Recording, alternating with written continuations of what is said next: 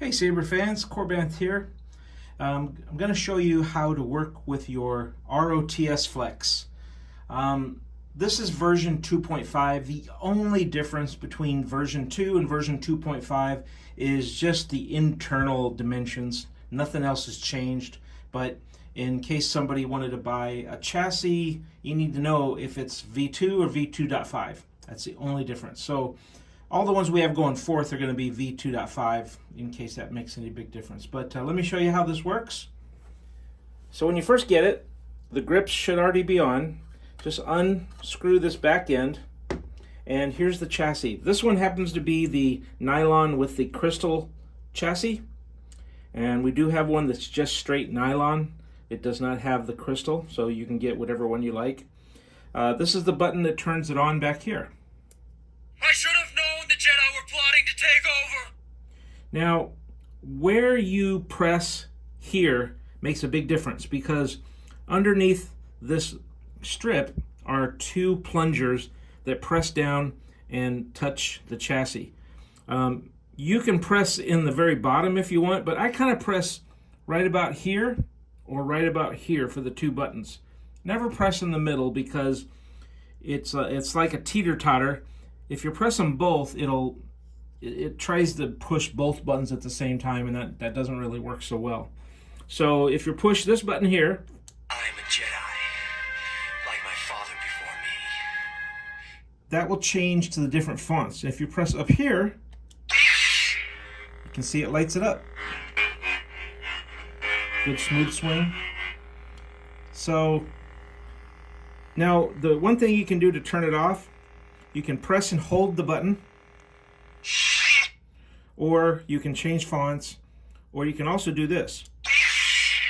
You can twist it and it turns off. This right here is the blade retention screw. You can see how nicely it holds the blade plug. Just tighten it down. It will not come out. It's in there. So when you first get it, this might be tightened up. You can pull your blade plug out. We can put in the blade.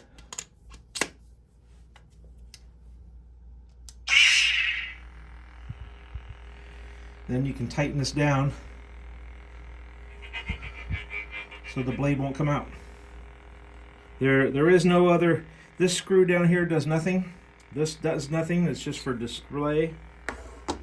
So let's talk about how to get the chassis out. This has been a great idea on how to get the chassis out. You twist it and pull it out. Notice that there is a groove on the chassis shaped like an L. You can't just put this chassis in with the buttons directly behind, because it won't go. You have to turn it until you find the groove. Okay, and the reason is I don't know if you can see this, but these buttons have to be under this, and you can see when this goes in, watch what I do. I push it in all the way as far as it'll go, so it looks like this, and then you turn it so that this little lines here are lined up with that, and then it should be right. So to take the chassis out, turn it, pull it out so you can get access to changing the battery. Remember, the battery has to be, they only can go in at a certain angle. On a battery, you have a nub and you have a flat side. Inside the chassis, there's a battery tab that has a nub and a flat end. If you put the nub to the flat end, that's gonna, when you turn it on, some people have said they see and smell smoke. That's because you've blown out this board. Most of the Profis nowadays have new circuitry to keep that from happening, but the old days you would blow up your Saber. Well, not blow up, but you would burn it up. So always nub to nub. And also, when you first get your battery, be sure to charge it for at least 6 hours or even overnight. Can't hurt it. The batteries usually send out on them only about a 7% charge, so sometimes on a low charge battery, it doesn't sound as good. You get a little static. Sometimes I wonder what's happening to the Jedi Order. Pop the battery in, You're good to go. When you're not using the saber, you can always keep it in off mode. Remember to, when you go to put this in, find the little groove. After a while, you're just going to know where the groove is.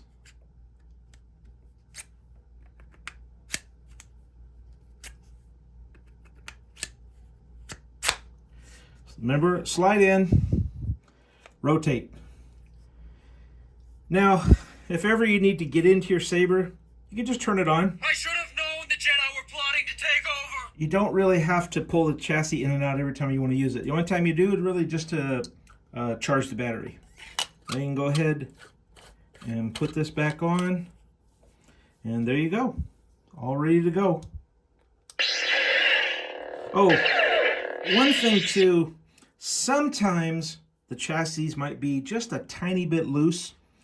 I've had it where somebody put the chassis in and they turned it, and then when they put this on, somehow the chassis had moved out of alignment. The fix that I do, this is the fix that I use, because sometimes it's really hard to control. So when you know this is put in, test it. Okay. Now, with your finger, hold down on the button as you put the back end back on. What it's doing is it's keeping the chassis from not moving.